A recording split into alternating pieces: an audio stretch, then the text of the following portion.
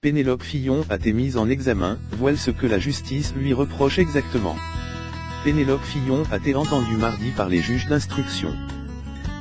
Et APRS Franois Fillon et son ancien suppléant l'Assemblée, Marc Joulot, c'est maintenant elle qui est mise en examen pour complicité et recel de détournement de fonds publics, complicité et recel d'abus de biens sociaux et recel d'escroquerie aggravée. Mais que lui reproche-t-on exactement sous cette longue esserie de mots juridiques?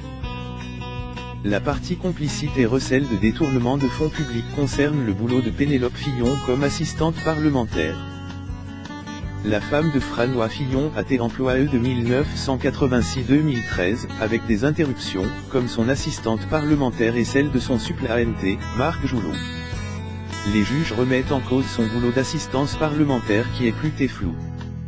Je lui préparais des fiches et il est m'arrivé de le représenter dans des manifestations aurait explique Madame Fillon selon des informations du Monde. Conseiller littéraire. Entre-temps elle a également été employée comme conseiller littéraire pour la revue des Deux Mondes.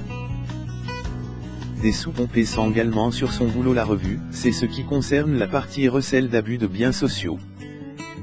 La revue appartient à un ami de la famille, Marc Ladret de la Charrireux.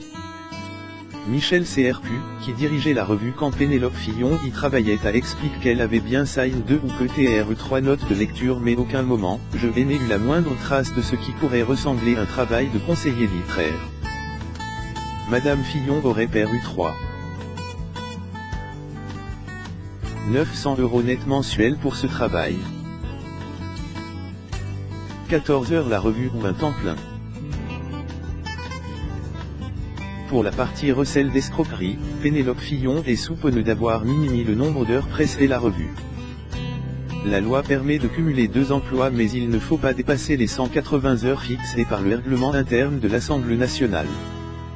Comme assistante parlementaire, Madame Fillon travaillait donc 151,67 heures également. Ce qui lui laissait un CRNO de quelques heures par mois. Elle a donc déclaré travailler 14 heures la revue.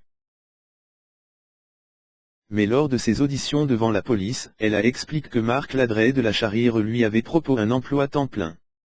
Selon le JDD, plusieurs brouillons de contrat auraient été retrouvés lors de la perquisition du domicile des Fillon. L'un stipulant qu'elle travaillerait 14 heures, l'autre 20 heures et le troisième 30 heures. Des brouillons afin de déterminer l'horaire qui l'arrangeait le mieux.